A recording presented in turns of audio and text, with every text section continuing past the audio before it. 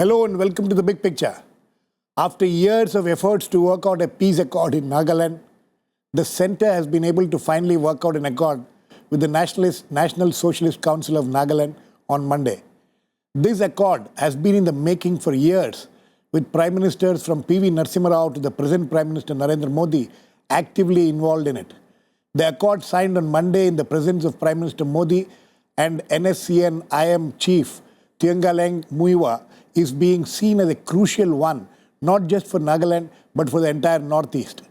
However, at the same time, there is caution on the part of people and governments of Manipur, Assam and Arunachal Pradesh as they try to figure out the entire nature of the accord.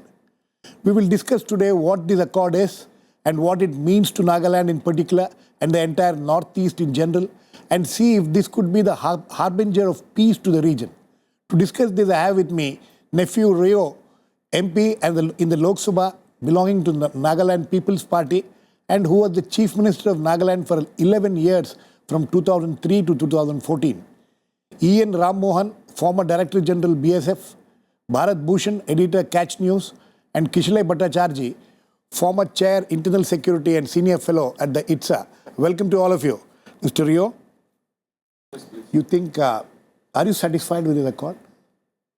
Well, for a very long time, the state government, my party and under my leadership in the state, we had been playing the part of a facilitator, and finally some agreement had been made, the Naga Peace Accord. So this is just a broad-based framework, and the details will come in. But anyway, we welcome the agreement and we appreciate the leadership of Modi ji and hope things will work out. How much was the Nagaland People's Party involved in this exercise? Well, during my term, we formed 60 members, MLAs, as a joint legislative forum, where we had committed ourselves. That is an all-party forum? All-party forum.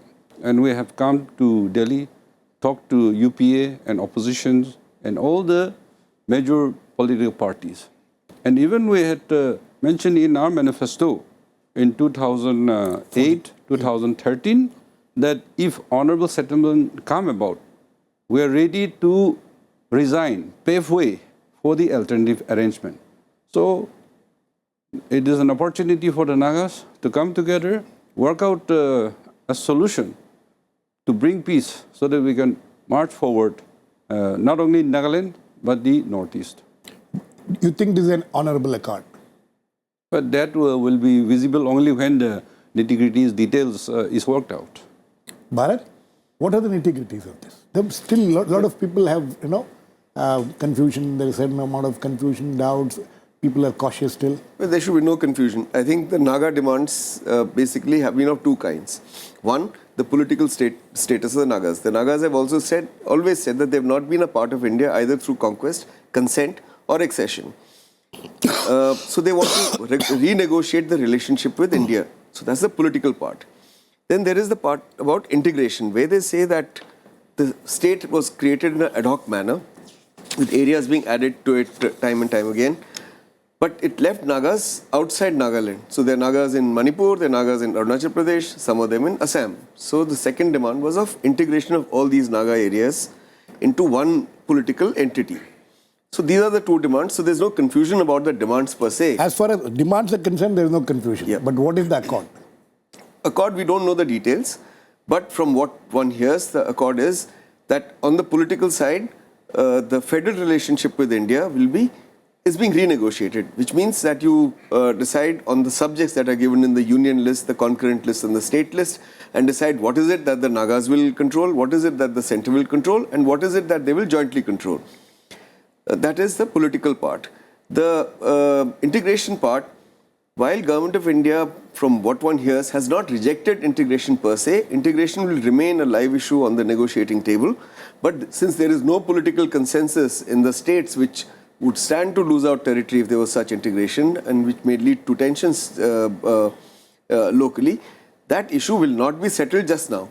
Instead, there would be political integration, not geographical integration, but political integration through the creation of an appropriate body, say a Pan-Naga Council, which is the elected body where Nagas in the contiguous areas send representatives, which looks after not only the cultural aspects of Naga identity, but also has financial powers. And within these states, you give them a certain autonomous entities. I'm not calling them autonomous councils because autonomous councils are often created under Schedule 6. This is not a This is not under Schedule 6. No. This is not under Schedule 6. Okay. So, would you agree with whatever he has said? You know, is that some kind of framework which has been worked out? As of now, what we understood unofficially are on that line. Okay, Kishalay? Kishalay, is that, you know, does it mean that the greater Nagaland demand has been given up and you know, what Bharat says that some kind of a political arrangement will be made, is that some kind of, you know, decision which has been taken now? Well, what I have been told by the architects of the agreement that Greater Nagaland apparently was not a term that was coined by the NSC and IM or was a term in the Naga political process. What they always mentioned was the word integration, and they wanted to probably now define integration in a new way. You can define integration in many ways. So they've agreed more or less to say that there will be cultural integration, linguistic integration, but both sides have come to an agreement that there will be no geographical integration as of now. So I think that point has been clarified by the people who have you know, been part of this agreement, that what we understood by Nagalim or the Greater Nagaland or the integration of the Naga inhabited areas of the neighboring states of Nagaland, that is not happening now. They have the NSC and IM, and one thing that I need to flag out here, which the government of India has categorically said, that it was not talks only with the NSC and IM as a faction. The NSC and IM was only a representative of the Naga political issue, which has been there for the last 6 decades.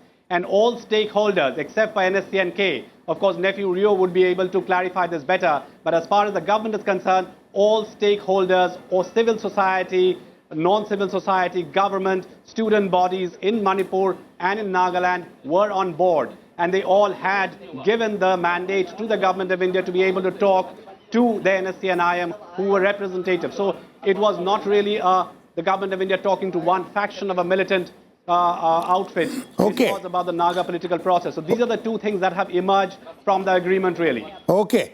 Mr. Rio, would you agree with that? Were all stakeholders taken into account? Because there's still, you know, there's still doubts coming from Manipur and Assam and things like that. Well, 31st July, there was a consultative meeting in Kohima. All the legislators, including 2 MPs, also civil society students. Of Nagaland. Yeah. Right. And we went. We had a consultative meeting, and the 5-point resolution passed in the assembly was also endorsed, and it's very clear that the civil societies they support the peace process. And when What about the question is, what about the other states, the neighboring states? No. You see, there's still time to discuss. No, but the question is, have they been taken on board while finalizing this accord? Well, I don't know the details, but you're aware, you see, we can change friends, but we cannot change our neighbors. So we have to take the goodwill of them, including the Nagas in Myanmar. You're talking about Kaplan group. But though he had abrogated the ceasefire, I think the goodwill of Nagas in India and also Nagas in Myanmar, there has to be a goodwill of one another, and then settlement should come on both sides because it's a different entity and a different country. Okay. Mr. Rammohan, how do you look at this accord? One. Second thing is, I'm not aware. There were different groups, but you know, it was seen as Muiwa being the head, you know, Muiwa faction being the biggest, largest group. So government has been able to deal with them. But do you think the other groups will be taken care of? See, I'm from Assam Kada, and I've worked in all these areas. Right. I operated in Nagaland, operated in Manipur. I was advisor to Governor of Manipur too during President's rule. I know I'm not clear about one thing in this case. You are making an accord about people who are scattered in 3 different states. Right. Nagaland. If you don't take note of One is Myanmar. Manipur, and Myanmar is another country. The Correct. question simply does not arise unless you have some international agreement. Yeah. Nobody is going to change the international border. The interstate border itself is a problem for us. How is Assam going to agree? How is Manipur going to agree? On this issue, on this particular issue? And whatever has been announced till now, there's nothing come out about what is the kind of arrangement which is to be done between these three states. How much can be given and how much can be taken. So unless that is clear, we will not be able to say anything on this issue. Bharat, is there a clarity, about these things which Mr. Rammohan is talking about to a certain extent? Because I'm sure when the accord was signed, all these things would have been taken into consideration.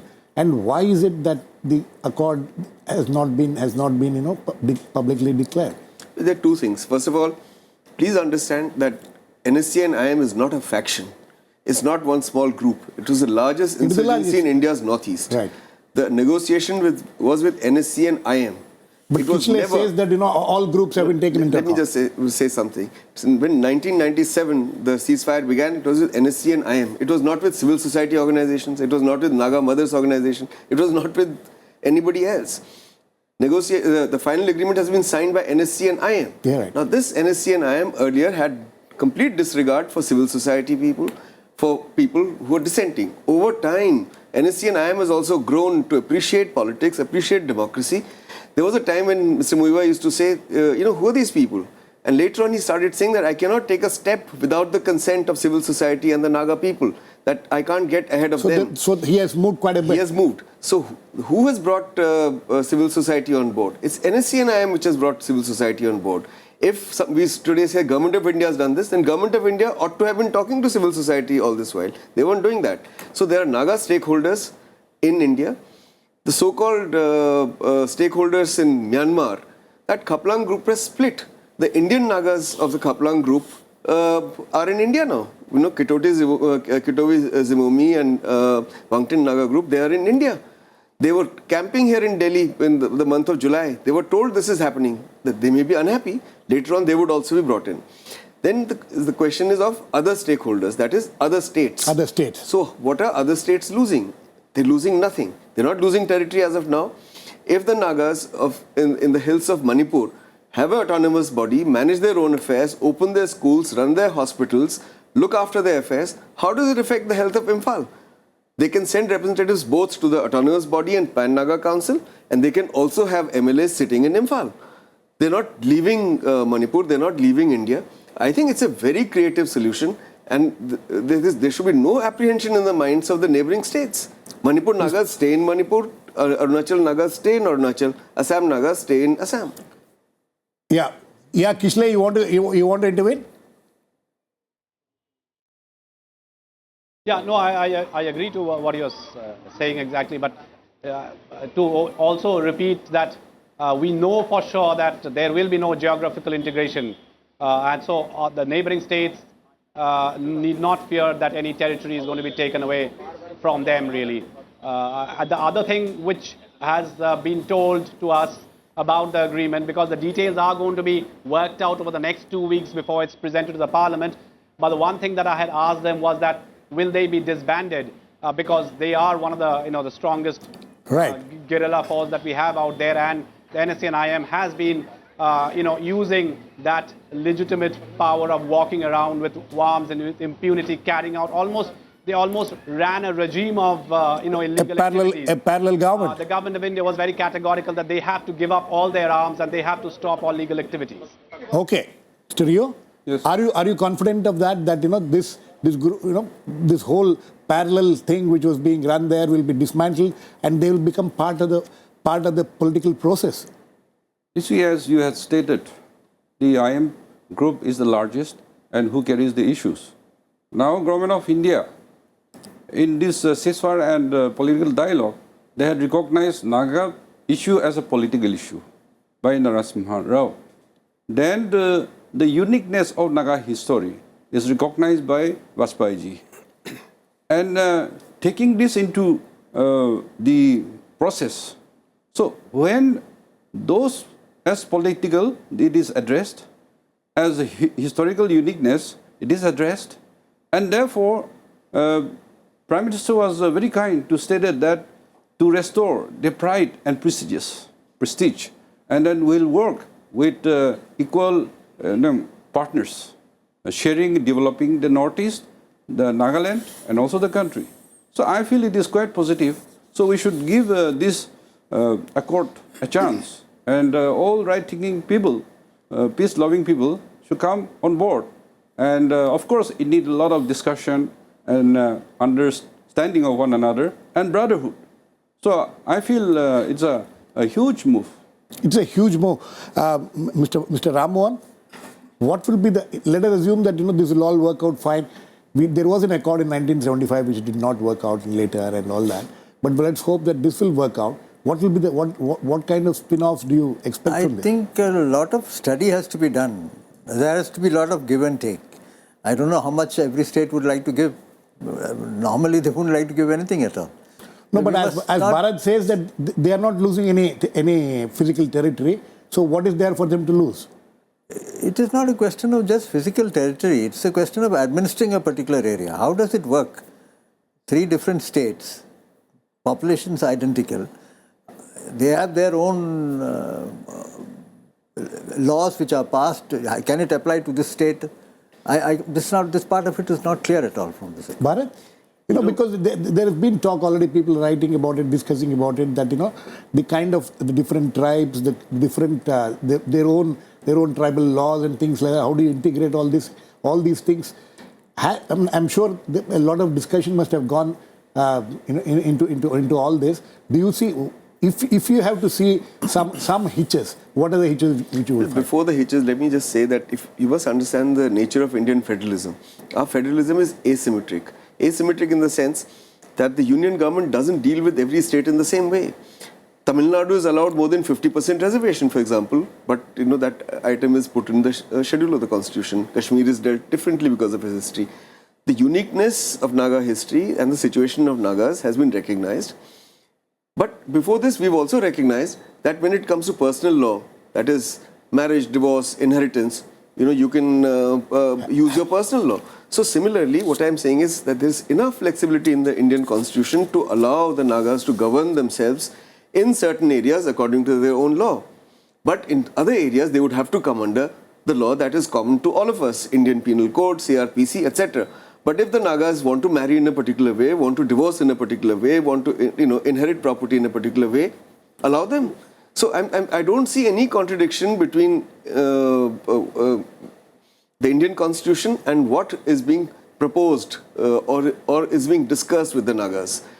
The hitches could be in terms of the detailed proposals that the Nagas have made. They've made certain proposals on competencies. For example, they said that they own all resources underground, on the ground and in the air. Fine. Then the question is that how do you exploit those resources? Let's say oil and natural gas. Do you do it jointly? Do it, does the Pan-Naga Council do it? Does it, or does Nagaland government do it? So these details have not been worked out yet. And royalty. If Nagas own the resources, why should they get only 22% royalty like Jharkhand does? Why shouldn't they get, let's say, 80% royalty and Government of India keeps 20%? So these are matters of detail and there could be some hitches there, but I don't think these are insurmountable issues. As far as the broad agreement is concerned, you don't see any problem in that? I don't see. I am extremely hopeful of this agreement. I'm not too sure, because unless we know how this is going to be adjusted, it is very difficult to comment. Okay, This is an entirely new ground we are approaching now. Mr. Rio, you would agree that it's a new ground which is being approached and dealing with other states. As far as cultural assimilation is concerned, that may be possible, but as far as dealing with different states is concerned, there could be problems there? Definitely there will be hiccups and problems, but all these are we can be solved. And I think, India is the biggest democratic country in the world. And we should be accommodative. What? Be the central government or be the state, because Naga issue is not only Naga problem. It's a national problem. It's a national issue. Therefore, while addressing, I think people should be positive and try to resolve. Mr. Rio, you think that this accord, if it, both of you are being very positive, even Kishalay was being positive, Do you think that this will have some impact on some insurgencies which are happening in the other parts of Northeast? How do you see them being impacted? No, I am positive about it. It will have impact because today's generation, they are looking forward. They want to be citizens of the global village. And therefore, when peace can come in such a Naga issue, which is more than 6 decades, in fact, it is a 80, it's longer than 6 much decades. longer. Yeah. So starting from a Simon Commission, Right. officially. Right. And when this can be resolved, then others, which is the problem is pre-India independence. Now what offshoot has come up, I think local issues and local problems can be definitely addressed because everybody need peace. Without peace, we cannot move forward. We cannot give a future to the generation. Okay, Bharat, why did it take so long for this to be worked out? What went right now and what was not going right in the past? Several things went right in the present context. One, you had a government in Delhi which has absolute majority. Right. It can take decisions. Two, the government in Manipur is not of the same party that rules Delhi. In the past, You mean Nagaland?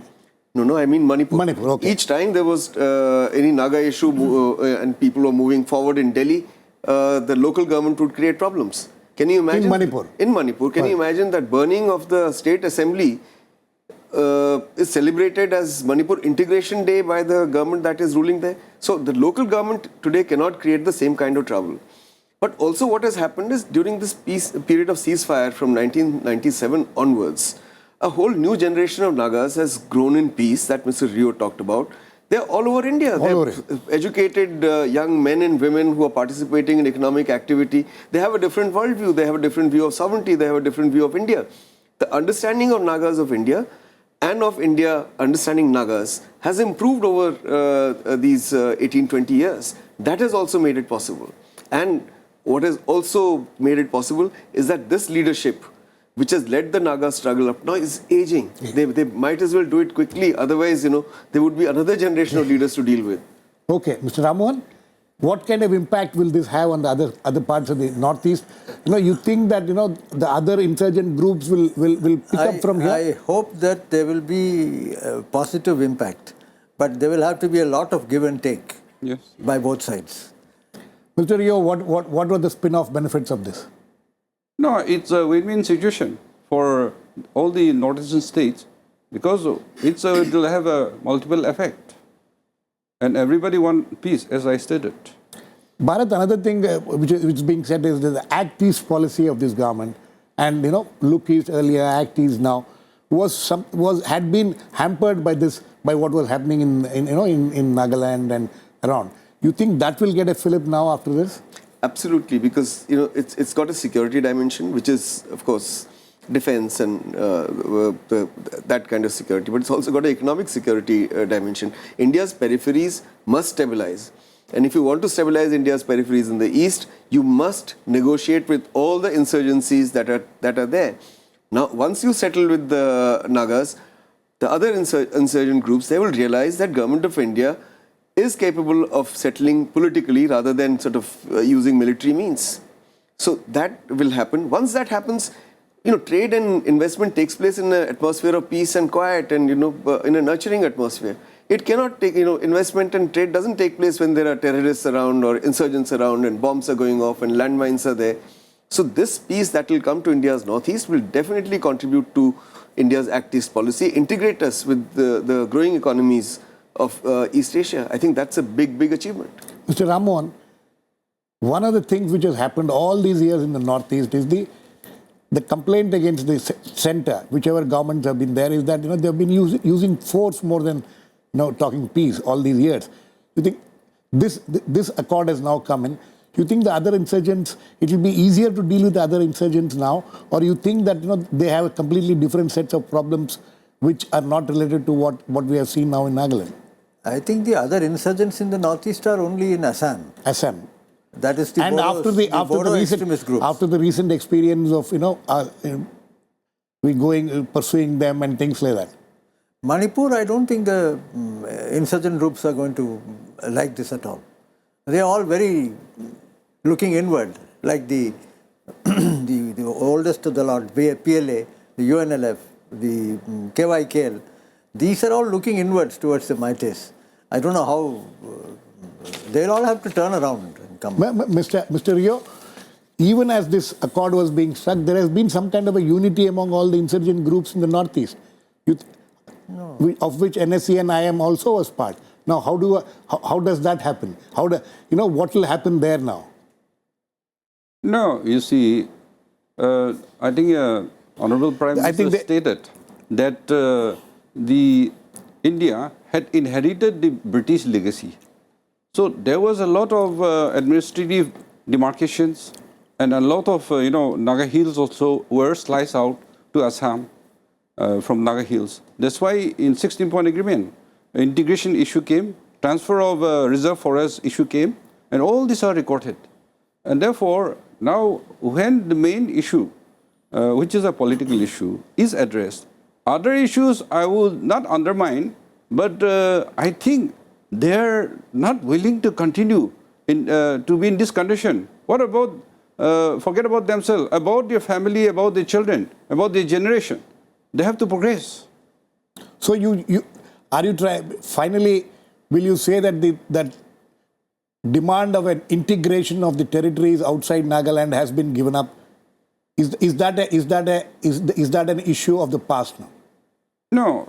You see, when the finalizing of that integration issue is not closed, and they had made a mention also about how to deal with it, it is still wide open. But in what manner it will be practical? How to run so that it doesn't provoke one another? How to go together? So I think... how do you go together? If the original demand of Greater Nagaland, which Kishalay said that, they never used that word, they said it was integration. So if that is not given up, you think the accord can succeed?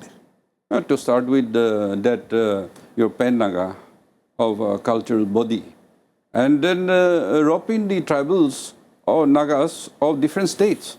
And the mechanism will be built, which will not affect the state, but to satisfy the sentiment and the historical aspect of the Nagas. So I think, as I stated, it's a win-win situation for everybody. Okay, Bharat, very quick last words to you.